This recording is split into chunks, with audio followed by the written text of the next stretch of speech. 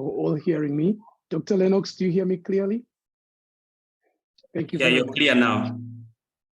I'm so glad. I'm so glad. I was about to complain to my internet provider, especially on a day when we are talking about science.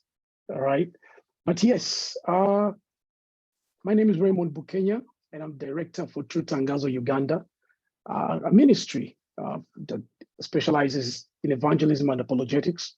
And our desire is to see that we are announcing truth, awakening thought, and affirming faith in our city of Kampala, in our nation, Uganda, in our region and beyond.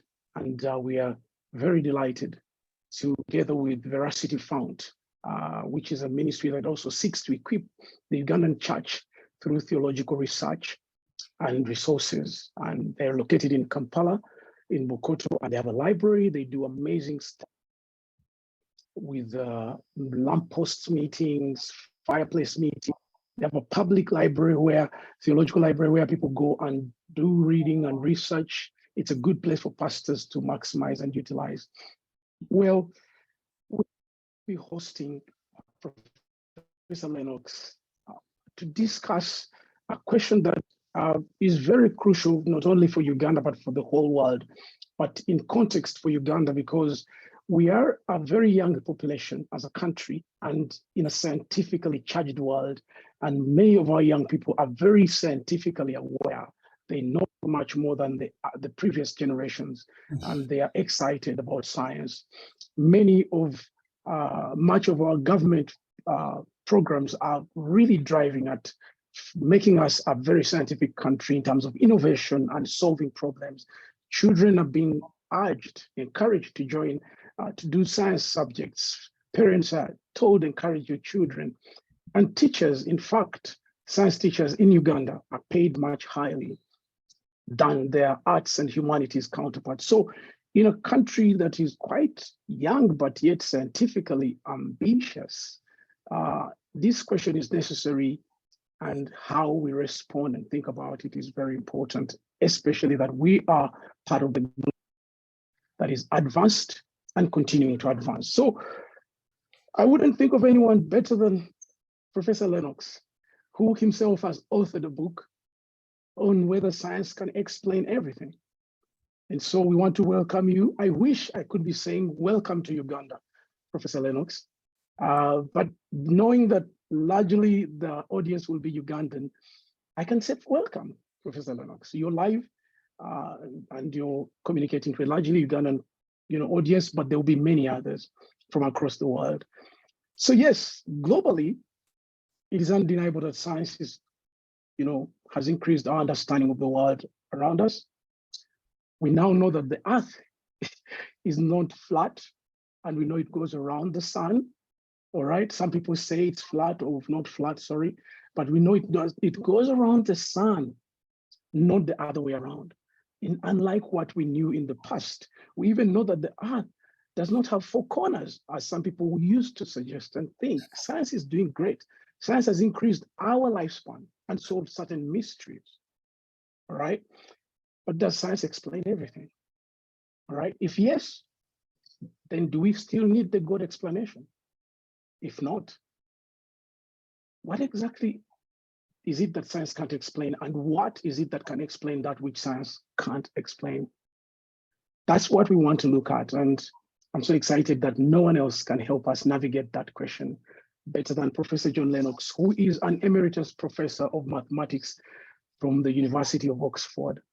He has spoken widely in the North America, Australia, Europe, on the question of how science, philosophy, and faith intersect. And he has written widely. I could go through a number of books, but my favorite is the one which we are going to be discussing. Of course, he has written God's Undertaker, and he has written, Gunning for God, and I loved that one very much. I was actually wondering why you wrote the second one, but then I discovered that this Can Science Explain God is much more accessible and readable, even for the uninitiated like myself. Dr. Lennox holds a Master's of Mathematics and PhD of mathematics from Emmanuel College in Cambridge University. He has a master's and a doctorate of philosophy from the University of Oxford. He also has a master's in bioethics from the University of Surrey. He is a doctor of science from the University of Wales. We're so glad that a man like you, not just because you're qualified, but you are an authority in this space, but also a Christian. And we hope that whether it's a Christian or a non-Christian in the audience, they'll be able to benefit from this conversation. And you. So, Professor Lennox, you're welcome. Thank you very much indeed. Yes, I would like to start from the very first part of your book, this book that I'm talking about. Some people may be saying, this book, which book? This book, Can Science Explain Everything? You begin by debunking the popular viewpoint that one cannot be both a scientist and a Christian, you know? But for me, I can't find a person. You represent those whom I would call both great scientists and yet firm Christian. So I would like to ask you, please, could you just highlight for us your journey, whether both as a young Christian and young scientist, and now as an older Christian and scientist, what it has been like to be able to remain both a scientist and a Christian? Well, thank you very much. Let me say that it's a great pleasure to be speaking to people in Uganda, which is a country that I regret that I have not visited as yet, but I'm so old now that I'm not likely to get there. But it's such a pleasure to be with you, and especially with a former student of mine interviewing me, which is rather nice. And the whole question about science and Christianity, to put it into a clear perspective, very early on in my life, I did a lot of reading, and I was very interested in the history of science, even as a schoolboy. And I came to see very early on that there's a deep historical connection between what we might call the Judeo-Christian tradition, that is the biblical worldview, and modern science. And I would emphasize that because in the 16th and 17th centuries, you had an explosion of science. Absolutely brilliant people like Galileo, like Kepler, Newton, and so on. And if you ask, why did that happen? At that time, the answer appears to be that it happened because of the influence of the biblical worldview. And the first point I would make very emphatically is I am not and have never been ashamed to be both a Christian and a scientist, because arguably it was Christianity that gave me my subject. The great C.S. Lewis, who had a deep grasp of culture, once wrote this. He said, men became scientific because they expected law in nature, and they expected law in nature because they believed in a lawgiver, in a legislator. And it's the biblical doctrine of creation that led people to very clearly understand that God is a rational being. This is an ordered universe, and therefore you can expect to do science. And I learned that very early on, and that was hugely important. I had Christian parents, let me explain, but they were very unusual because I grew up in the midst of sectarian violence in the small country of Northern Ireland. And my father ran a store and employed about 40 people. And what was interesting then was he was a Christian believer without being sectarian.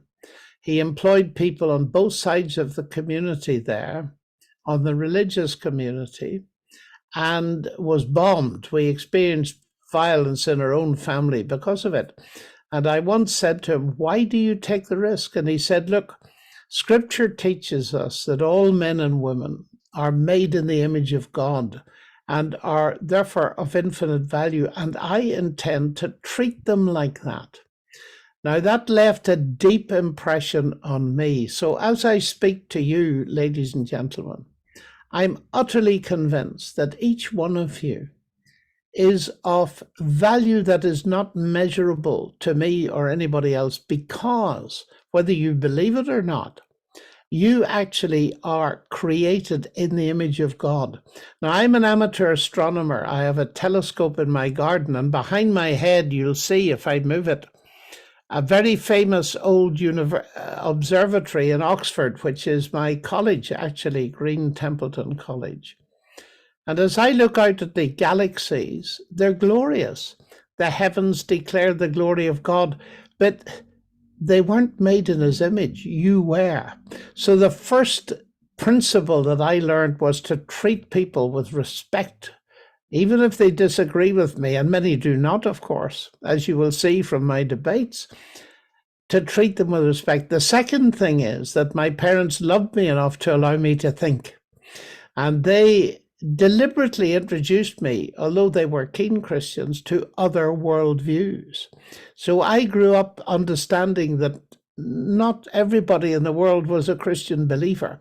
And I got interested very early on in getting to know people that didn't share my worldview. And it was when I came to university at Cambridge in the last century, a long time ago, in 1962, that really began to bear fruit in my experience and in my life.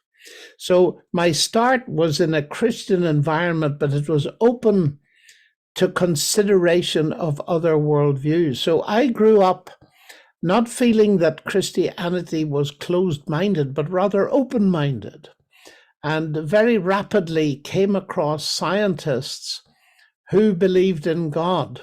Now, first of all, I wasn't interested in being a scientist at all. I was far more interested in languages, Latin, number one, then French, then German. But I discovered I could do mathematics. So that was what determined my future. So I love the humanities, and I feel that's very important because the history of science and philosophy have been most important to me. And all my studies in those areas have confirmed the conviction that grew on me as a teenager, that Christianity is not only helpful, but it's true. And I hold by that conviction today. So that's a little start. Dr. Lennox, quite a lot. I mean, many people not just want to compare two, right? I cannot hear you. Yeah. There's something's gone wrong with your sound. It most likely is your internet, Raymond. But try again and see. I'm so sorry. You're breaking a bit. Oh, no.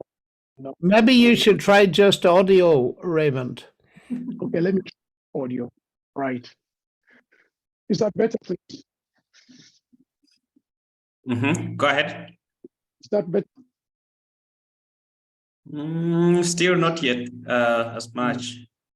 No way.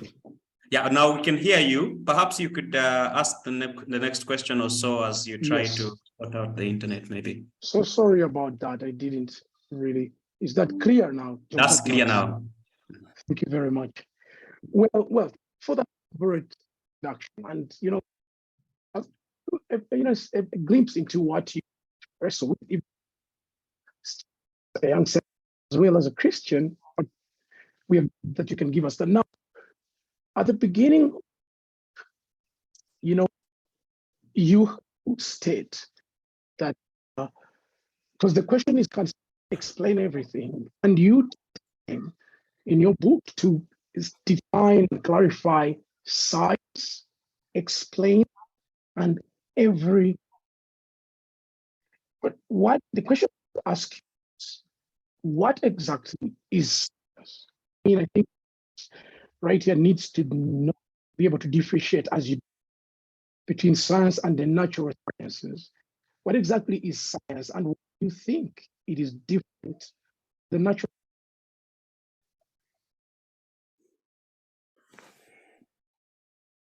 Yeah, so I suspect the question Raymond is asking is what science is, and perhaps tied to that is the sphere of science, and of course, as well, what explanatory power is, and what would everything be that science would explain. I think that's what he's trying to ask. Okay, fine. Yes, unfortunately, the sound is not working very well at all. But science is very powerful. It is a set of disciplines. It's not a single discipline. And it studies the natural world. We want to understand how things work. Now, to define science is extremely difficult. In fact, philosophers of science do not think that you really can define science accurately. So they content themselves with saying that science is associated with certain procedures.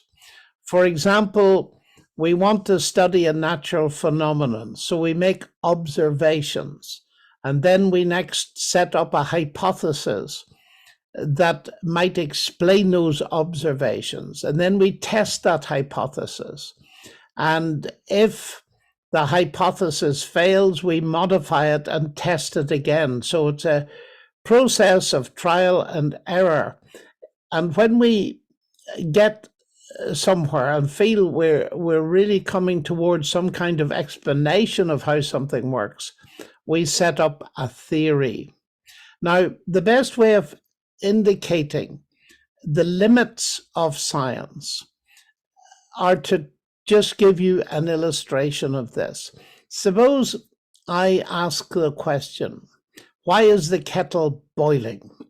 Well, a scientist would respond and say that the heat energy from the gas flame is being transferred through the base of the kettle, is agitating the water molecules, and that's why the water is boiling. Somebody else might say, the water is boiling because I want a cup of tea. Now, think of those two explanations. They do not conflict. They do not even compete. They complement each other. The one is a scientific explanation of the kettle boiling. The other is an explanation in terms of human desire, human agency, and so on. And one of the biggest problems and difficulties in this whole area is to get people to see that there are different kinds of explanation. Scientific explanation is one kind, but it's not the only kind. Personal agency explanation is just as important. In fact, outside the scientific laboratory, it is the personal explanation that is most important. Now think of the God explanation and the scientific explanation of the universe. I often say this: God no more competes with science as an explanation for the universe than Henry Ford competes with automobile engineering and physics as an explanation for the motor car. They are different, complementary sorts of explanation. And when I speak to school children, I often say there are two explanations for the Ford motor car engine. Choose. And they say, but sir, you need both. And yet I meet very eminent and very clever professors of science who cannot see that these explanations are different. They don't compete. Richard Dawkins, you see, thinks that I regard God as an explanation competing with the scientific explanation. That's absolute nonsense. I have both explanations because I think both are absolutely necessary to explain things completely. Let me push into that a little bit. Well, if we ask, what does science explain? Most of you will be very familiar with scientific laws, like Newton's law of gravity. Now, I used to think, because I wasn't taught physics very well initially, I used to think that Newton's law of gravity explained gravity, but it doesn't. What it does, it gives us a very brilliant mathematical insight that enables us to calculate the effect of gravity on large bodies like the Earth and the Sun, and to calculate, as was told us at the beginning, that Raymond said, that the Earth travels around the Sun in an elliptic orbit. But Newton himself was very careful to say that science couldn't tell him what gravity was. What is it? No one knows, even today, exactly what gravity is. We talk about warps in space-time and all this kind of thing, but still there is no final explanation. What am I saying? I'm saying that scientific explanations, even within science, are not usually exhaustive. They only tell you one part of the story. And so if you can understand that there are two distinct ways of looking at this, in other words, scientific experiment cannot refute the statement with which the Bible begins, in the beginning, God created the heavens and the earth. Science can tell us a great deal about how that may have happened and what has happened subsequently and how it works, but it cannot tell us what it means. Now, this is hugely important. Our late chief rabbi, Jonathan Sachs, wrote a book on science and religion called The Great Partnership, and he pointed out that science in general tells us brilliantly how things work, but doesn't tell us what they mean. And the result of that is that many people, particularly in my country, live in a world where they understand how most things work, but they do not understand the meaning of anything. Now, where will we get meaning from? Because that's the question that most people want answered. Who am I? What do I mean? We get meaning not inside the world, but outside it. The great philosopher Wittgenstein, Ludwig Wittgenstein, once wrote this.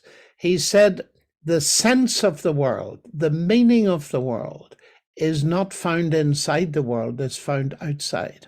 And that is where the biblical worldview makes perfect sense to me as a scientist, because it's giving us a God's eye perspective from outside the world and putting the world in which scientists work into a bigger context. After all, we scientists are people that study a given with a given. God has given us the brains to study a world that he created. We didn't put it there.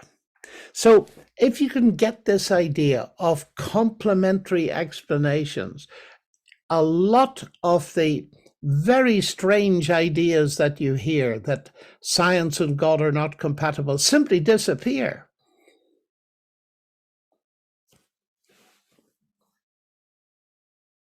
Thank you very much, Dr. Lennox. Do you hear me now? Much better? Thank you very much. Way much better. Way better, like we began. I don't know what had happened. Thank you very much. I would love to welcome the others that have joined us, but I want to also inform you that unlike what we said in our advertisement, we will be doing 1 hour max, and Professor Lennox has graciously promised that he will give us another interview. So we will, at about 45 minutes, get into a Q&A. But right now, I want to, you have hinted on something very important, Professor Lennox. And I think what you talk about in your book is you try to bust the mythical position on science depends on reason, religion does not, and religion depends on faith, science does not. And I think there is a way you go at it that some people, it's a popular viewpoint, but you regard it as mythical. And I would love to hear, and for the rest of the audience, why you particularly consider it mythical. Well, of course, this is one of the great confusions that Richard Dawkins and many others like Christopher Hitchens have popularized. The idea that faith is a religious concept and that it means believing where there's no evidence. Now, that is seriously mistaken. It's completely wrong. Faith is an ordinary concept. The word faith derives from the Latin fides, from which we get the English word fidelity. And you know that you only have faith in people, or I hope you do, where there's evidence that you can trust them. In everyday life, whether it's believing, having faith in a proposition or a person, you're crazy to believe something where there's no evidence. And yet, these atheists have very cleverly suggested to the world at large that faith is believing where there's no evidence. It's not. Believing where there's no evidence is what we call blind faith, and it's very dangerous indeed. So that's the first thing. Secondly, the idea that faith is in religion, but there's no faith in science is completely foolish. And I can demonstrate that in several different ways. First of all, let's take one of the most famous scientists who's ever lived, Albert Einstein. He said once, I cannot imagine a genuine scientist without that faith. Now, he did not mean faith in God. He meant the faith without which no science will ever be done. As a scientist, I do science. Why? Because I believe, I have faith that can be done. Why is that? Because at a deeper level, I believe that the universe is rationally intelligible. That is, it is accessible in part to human reason.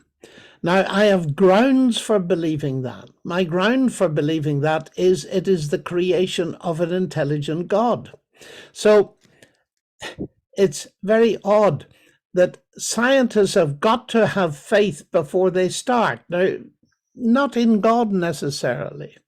And I was taught many years ago at Cambridge quantum mechanics by Professor Sir John Polkinghorne, who was a brilliant scientist and also a Christian. And in one of his books, he says, physics is powerless to explain its faith in the rational intelligibility of the universe, because before you do any physics, you have to believe it is so. Now, here's the irony, if I might just continue this a little bit.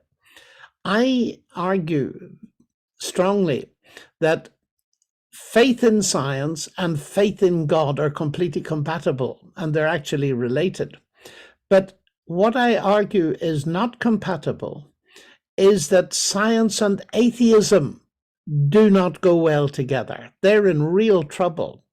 Would you like me to explain why that is so? Please go ahead. Yes. Thank you. Well, I often ask people for fun when I first meet them, scientists, I say, what do you do science with? And they may describe some very expensive machine. I said, no. I mean, they say, you mean your, and they hesitate sometimes to say the mind because they think the mind and the brain are the same thing. Well, I do not.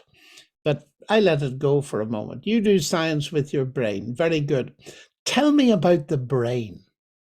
What about the brain? Where does it come from? And they say to me something like, well, the brain is the end result of a mindless, unguided process. And I look at them and smile and I say, and you trust it? Now tell me honestly, if you knew that your computer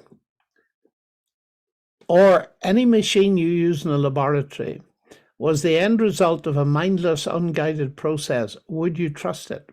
And I wait for an answer, and the answer has always been the same. No, I would not. Well, I said, you have a real problem then, because you're telling me that you do science with a brain that you believe, that is your faith. It's actually blind faith, but that's another matter, is the end product of a mindless, unguided process. You give me no grounds for trusting it.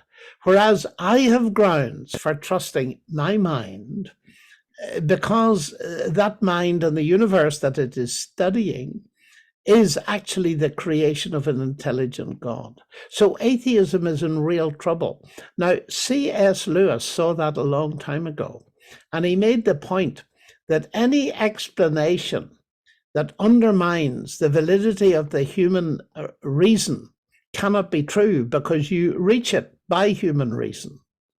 And so I often say to people that shooting yourself in the foot is painful, but shooting yourself in the brain is fatal. And that's exactly what it is doing. So I want to say that it's not that science and God are in difficulty together. No, they sit marvelously together. Atheism and science do not work well. It's very hard to believe in both, yet many people claim that they do. And that is what I mean by the importance of understanding that faith is a response to evidence.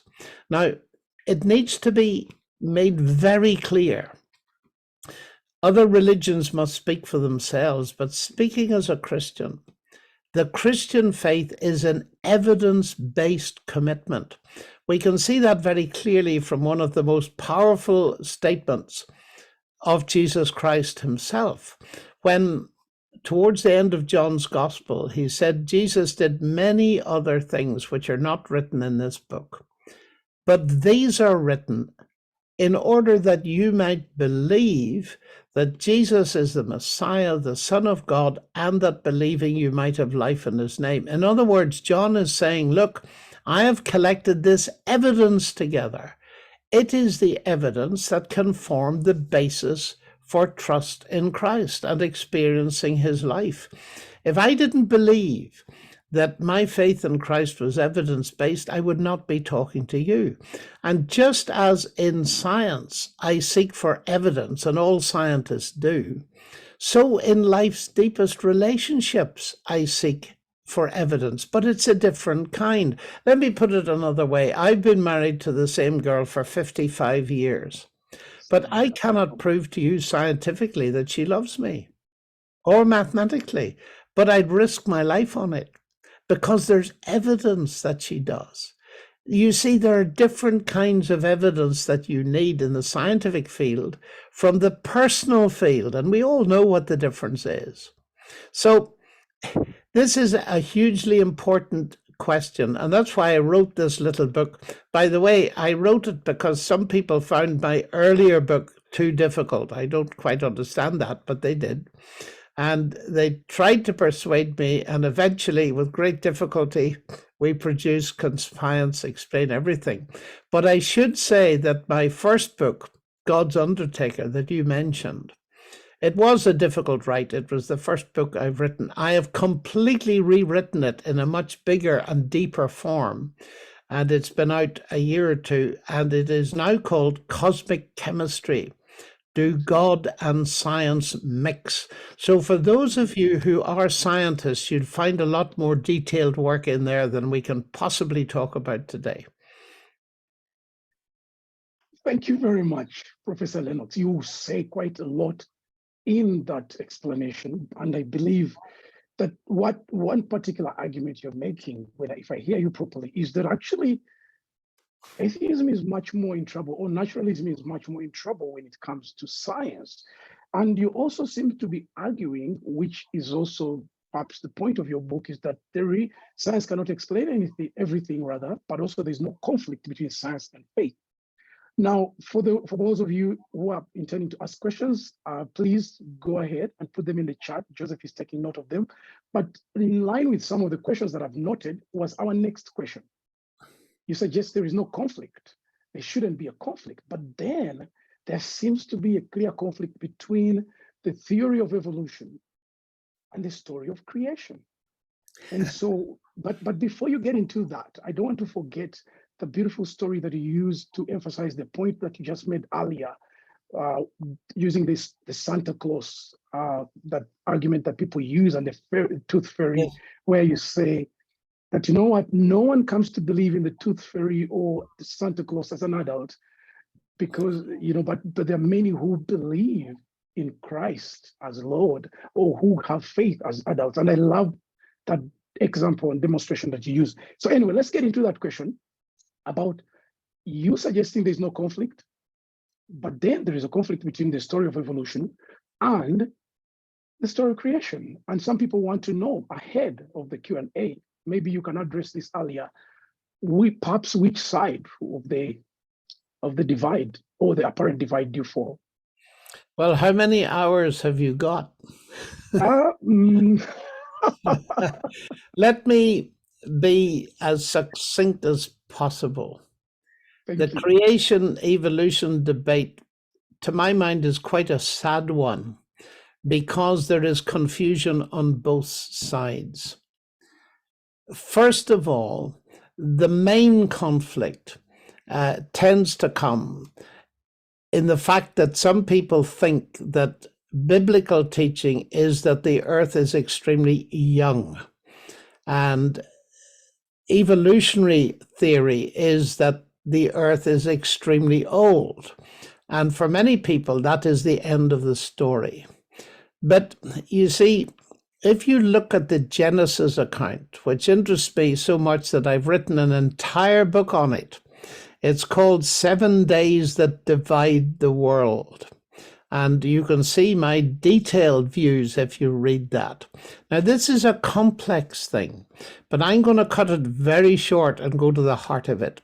Let's take the key issue, the age of the earth. What does the scripture say about the age of the earth? It says, in the beginning, God created the heavens and the earth. When was that? Well, people say the Genesis account follows that statement by a sequence of days, day 1, day 2, day 3, and so on. And God rested on the seventh day. And they say, well, you got 1 week there from the creation until the creation of human beings. So the earth must be very young, because we know that human beings have not been here all that long. But we need to be very careful, because the Hebrew language is very precise. And interestingly enough, Hebrew has 2 past tenses. And the first couple of sentences of Genesis are in 1 past tense. And then the sequence of days, rather strikingly, if you're a Hebrew scholar, is in another past tense. And I'll simply quote to you one of the translation team, who is both a scientist and a world Hebrew scholar, saying the difference between the 2 tenses is that the tense used for verse 1, in the beginning God created, indicates that what happened was at an indefinite period before the sequence of days started. Now, if that is the case, and I see no reason not to believe him, that means that scripture says exactly nothing about the age of the earth. That's very interesting. And it's very sad when Christians start fighting about something that most others aren't interested in anyway. You can, if you like, of course, insist on interpreting it that way, but the Hebrew opens up another possibility that most people do not realize. Now, there's a lot more to be said about that, because people need to understand that these days are very much more sophisticated than meets the eye. But that's something for another time. The age of the earth. Let me come to the other side now. Evolution has many meanings, and some of them are not controversial. The fact that all of us look different and are different is a result of mutations and selection. And I can remember at Cambridge, the first day I was there, or the second, I saw a delightful looking girl. And I selected her, and for some reason she selected me. And the result is that my children look a bit like her and a bit like me, and they're different from you. And so it's important to realize that these processes do something. That isn't a controversial thing. And Charles Darwin was a very able observer of nature. And he observed change. The particular thing he studied were the lengths of finch beaks in the Galapagos Islands. And there's a 1,000-page book written about them, and I've read most of it. And the point is, he noticed that in times of drought, the birds with bigger beaks survived because they could break bigger nuts. But what these books don't often tell you is that when the drought period was over, the balance of birds with big beaks to small beaks went to where it was before. It's simply an example of cyclic variation. That is not controversial. The controversy starts as to whether the mechanism of natural selection and mutation and one or two other things like genetic drift and so on can actually produce innovation, new organs, new types of life. Now, what is very interesting, and it excites me greatly, having lived through all of this, I now see in the world of biology massive questioning by biologists, not just Christians, by biologists of the so-called neo-Darwinian synthesis. Because, of course, Darwin had no idea about mutation. He didn't know that it did anything. He didn't understand that. But now that that has been discovered by people like Georg Mendel, we have the neo-Darwinian synthesis. It's in serious trouble, just like atheism is, by the way, though not all people who believe that theory are atheists. And that's why I've written this new book, Cosmic Chemistry, Do God and Science Mix, because a large part of it, the second half, is devoted to what's called the third wave in biology, where leading scientists, and I know some of them, and they're not all believers at all, are saying that neo-Darwinism is not fit for purpose. One famous biologist, Leon Margulis, said it's dead. And one of the most famous scientists in Oxford at the moment, still alive, Dennis Noble, says neo-Darwinism doesn't need to be revised. It needs to be replaced. Now, many of these people are still looking for a naturalistic solution, but they're not finding one. And the reason they're not finding one is there are two separate problems. There's the origin of life and there's the development of life. Now, evolutionary processes can account for a certain amount of variation, but there seems to be a limit to variation. What nobody can account for, I mean in terms of science, is the origin of life. They thought they'd solved it in 1953, and Miller and Urey got a Nobel Prize, but the basic problem wasn't even realized at the time, which is that at the heart of all life, there is the longest word we've ever discovered, the DNA code, the genetic code. And here we have a word in chemical letters that's 3.4 billion letters long, exactly in the right order. Now, this is an absolutely fascinating thing, because there is no evidence that mindless, unguided natural forces can produce language-like structure. That's the key thing. And I often test scientists on this.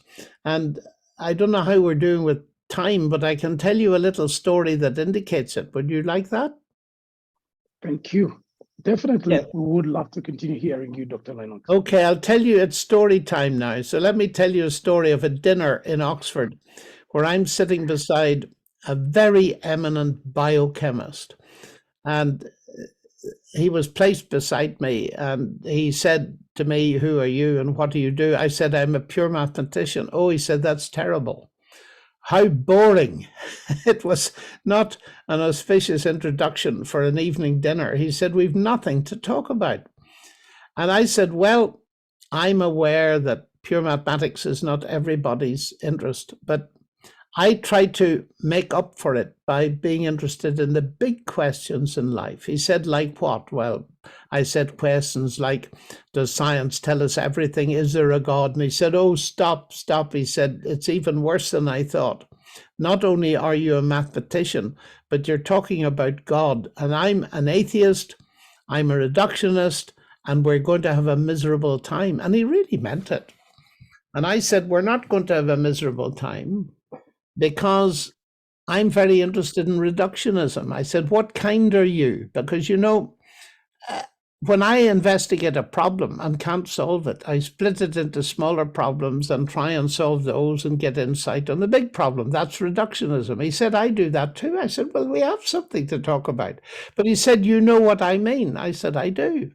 You are what's called an ontological reductionist. Everything can be reduced to physics and chemistry. And he said, exactly right. I said, let's do an experiment. He said, what? A dinner? I said, yes, this is Oxford. Let's do an experiment at dinner. So I picked up the menu and got him to read it. So he read it. It said roast chicken. He said, what's difficult about that? I said, it'll be very nice roast chicken. I have no difficulty with it. But I said, look at this, R-O-A-S-T, roast. He said, yes, that means roast. I said, how do you know? Well, he said, I've learned English. But I said, look, those are just marks on paper, R-O-A-S-T. They're paper and ink. And I said, you're a reductionist. Yes, he said. So I said, you explain to me how those marks carry meaning, and your explanation must only use the physics and chemistry of the paper and ink. There was absolute silence. And utter silence. And his wife was beside him, and she said, get out of that if you can. But he didn't try. He said, you know, it can't be done. And then he said something amazing. He said, you know, for 40 years, I've gone into my laboratory, and he was the director, thinking it could be done. And he said, it so obviously can't be done. You cannot explain meaning in terms of the physics and chemistry of the paper and ink. Yeah. And then he asked me where I got the idea, and I told him a Nobel Prize winner. And he said, that's a relief. But then we went on. I said, what do you really study? He said, DNA. Well, I said, there we are. There's the long genetic code word, 3.4 billion letters long. Tell me where that came from. Oh, he said, chance and necessity. I said, come on. You looked at R-O-A-S-T, and you could see from 5 letters that it required the input of an intelligent mind. And now you're telling me that 3.4 billion letters in the right order doesn't need an intelligent mind. Come on.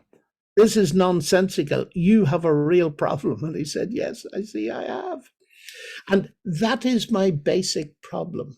You see, you need to be so careful with what evolution means. Let me finish with this.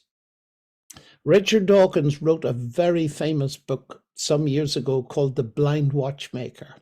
And in it he says, and this is a fairly accurate quote, he said that the blind automatic mechanism that Darwin discovered of natural selection is the explanation for the existence and variation of all of life.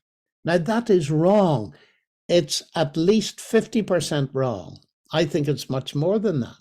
And it took Dawkins many years before he honestly said he was, in the first statement, completely wrong. It's so obvious logically. Evolution, whatever it does, cannot explain the existence of life, because anything evolution does depends on life existing before it starts. Absolutely. So that is how I would begin to approach this. And if any of you watching and listening want more, there's a lot on my website, johnlennox.org, but in particular, this book I've read is deliberately designed to bring people right up to date with what is going on in the biological world.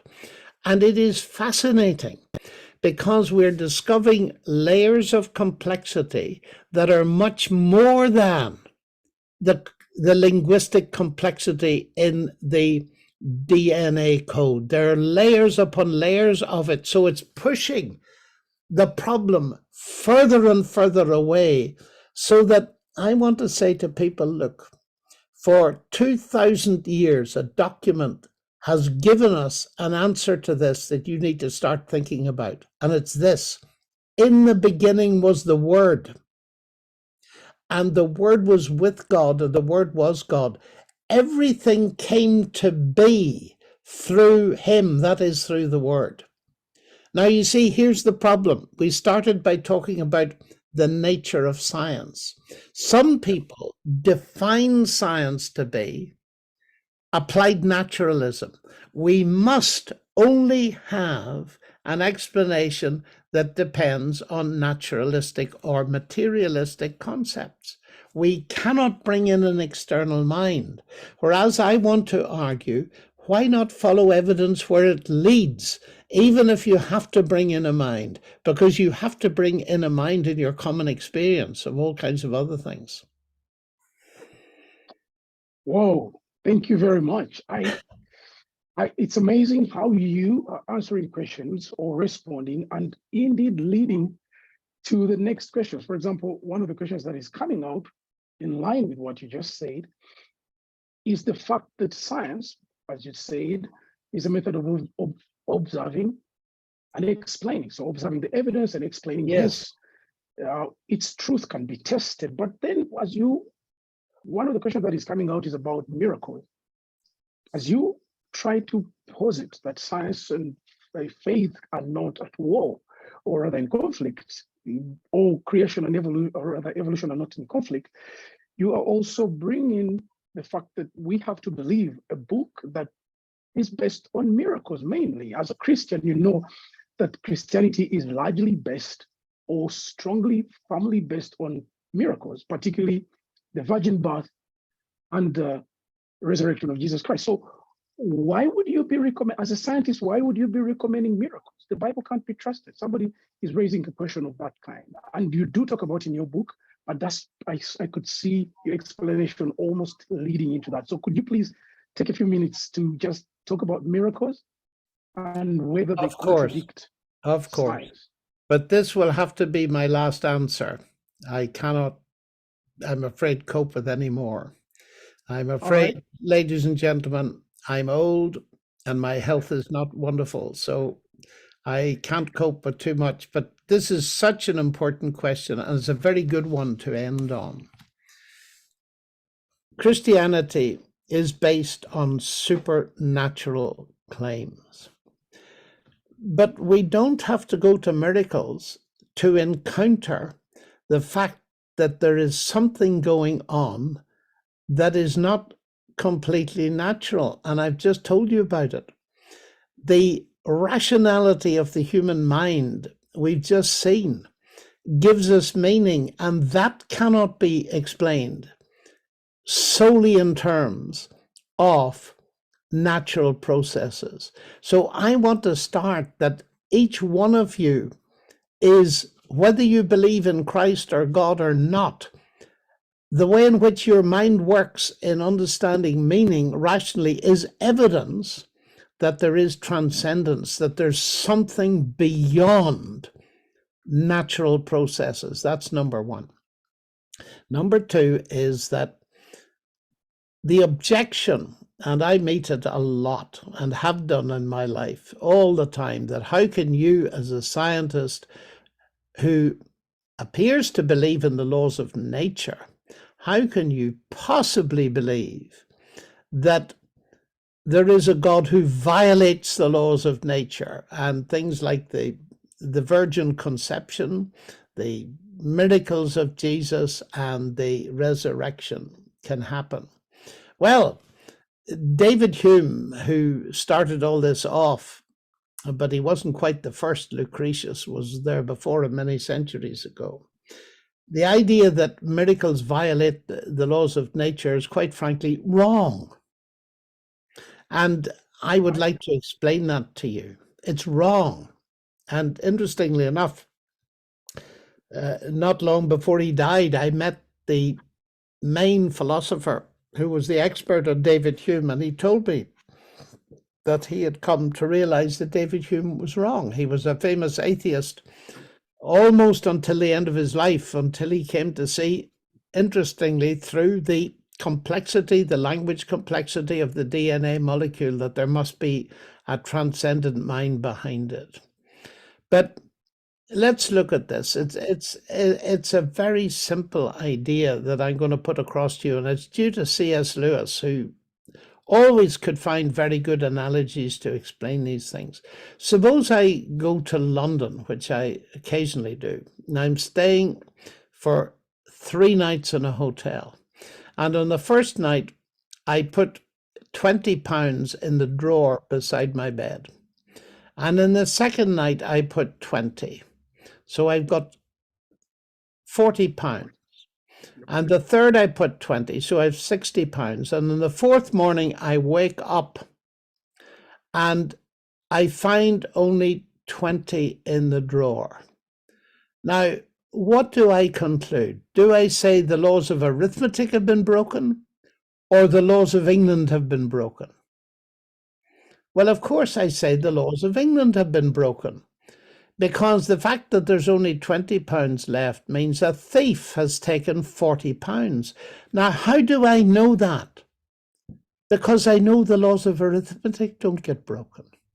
You see, the mistake here was to think that my drawer and the room in the hotel was a closed system of cause and effect, that nobody could get into it. And I was wrong. A thief got into it and took it out. And it's the fact that I know the laws of arithmetic, that I know the thief has operated. They weren't broken. It's the laws of the state were broken. Now, let's apply that at the higher level. You see, I believe that Christ rose from the dead, but more accurately, I believe God raised him from the dead by his power. He didn't come out of the grave by some natural process going on in the tomb at the time he died. God, who created the universe and built the regulations into it on which it works, is not a prisoner of those laws. He can feed a new event into that system. And how would we recognize that it is supernatural? By the very fact that we know the laws. And there's a law that most of us know very well, and it's this, that dead people normally don't come out of tombs. And you can establish that by setting up a hypothesis and getting people to watch tombs all over the world. And you'll probably discover that none of them ever see somebody coming out of a tomb. So statistically, you'd say it's highly improbable, scientifically, that anybody comes back from the dead. But you can't prove it's impossible unless you watched every tomb in every country from the dawn of creation. Now, that illustration is very helpful, you see, because it shows that science is telling us it's improbable. But you see, because we don't live in a closed universe where it would be impossible, we live in an open universe created by an intelligent God who can feed something special in. And that's how people recognized that Jesus came from God. When he healed a blind man in John chapter 9, the religious authorities, first of all, said the man wasn't blind and he wasn't this and he wasn't that. And the man himself was quite bright. And he said, look, he said, from the history of the beginning of the world, it's never been heard that a man born blind gets his sight. That was the law. Yeah. They all knew that. So the fact that he says, I don't know how it happened, but whereas I was blind, now I see. In other words, something had happened. No laws were broken. Jesus fed something new in and cured him of his blindness. And so as a Christian and as a scientist, I see no problem here at all. I believe in the laws of nature, in the regularities, because otherwise, if I didn't know them, I'd never recognize a miracle when I saw one. You need to know the laws of nature to recognize the supernatural. It's the exact opposite of what people think. Well, now, thank you so much for all these questions. Thank This you, has been Professor really Lennox. good.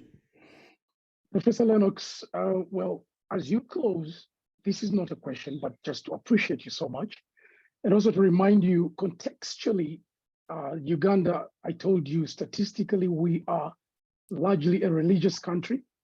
And many people's default place, in Christians particularly, or religious people, is to reject technology and science because of its extreme ambitions. Just advice. No, it's not a question that I want you to respond to, but as a Christian who has seen scientific ambition, in your closing remarks, just advise. How should Christians respond? Just advise to technology, to science, and its seemingly extreme untamed ambitions. Just advise, and we will end with that. Okay, fine. I'm happy to do that because this is something very much in my heart at the moment.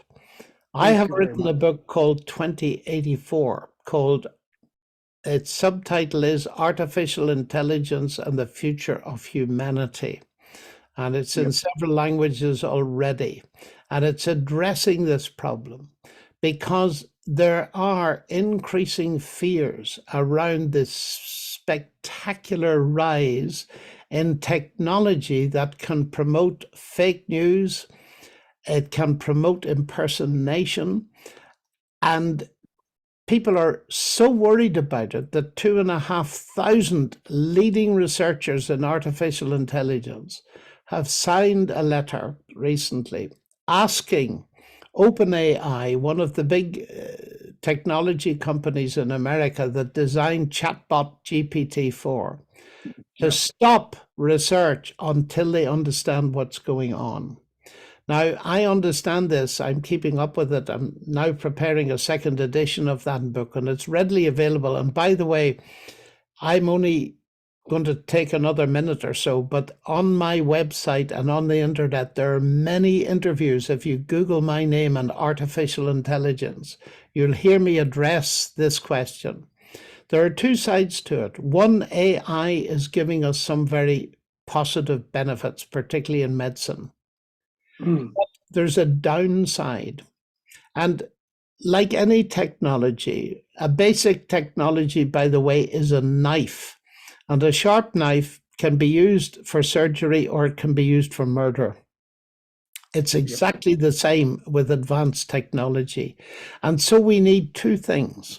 I believe we need scientifically minded Christians to go into these technologies and to develop them for the benefit of humanity, but at the same time to do what far too few people are doing, to develop understanding of the ethical underpinnings, because all of us know that technology is advancing much faster than the ethical controls that are being put in to make sure that it doesn't go wild.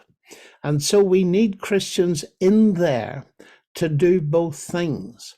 And I do pray that some of you perhaps will be motivated to do this. There is marvelous work to be done. There is dangerous work, though, that we should avoid. But there's ethical work to be done and a Christian presence in the workplace. I've just written another book that came out last week called A Good Return, Biblical Principles of Work, Wealth, and Wisdom, as advice to people going into the workplace. But thank you so very much, and God bless you all as you search on your journey for an encounter with the living God. Thank you so much, Professor Lennox. You've been so gracious. You added us 9 more minutes, and you've responded to very, very pertinent questions. Thank you for continuing to stand in that space, even as Emeritus Professor, because you would have retired and gone on to enjoy life, but you're continuing to equip. Thank you very much. from Veracity Found and True Tangazo, we are grateful. Professor Lennox, like I've mentioned in the chat, is chaplain and also lectures at the Oxford Center for Christian Apologetics, where I had the privilege to be a student. And so you can follow him up there. You can know more about his works, please. God bless you. And there are some questions we didn't respond to. Some were probably not necessarily on the topic, but they're very pertinent ones. Professor, you've promised that someday when you're strong, you will give us another hour. We look forward to that time. God bless you. And greetings to your wife, Sally. Thank you so much. Yes. Goodbye, Raymond. Goodbye, Joseph. Goodbye, Professor Bye-bye. Lennox. Bye-bye. Thank you, Bye. everyone, for tuning in. And thank you for your patience. We do hope to get Professor Lennox back for a continuation where he will respond to some specific questions, not necessarily from his book, but as people have asked them. In fact, we might have to take them to him and then maybe record or have him ready to respond to them on a particular time. Because of health, particularly his wife and himself, he said he won't do longer than an hour, but he's been gracious to give us more than that. Thank you very much for tuning in. It's been recorded and it will be available both on True Tangazo and Veracity Found websites and YouTube channels. So have a wonderful evening and enjoy your weekend.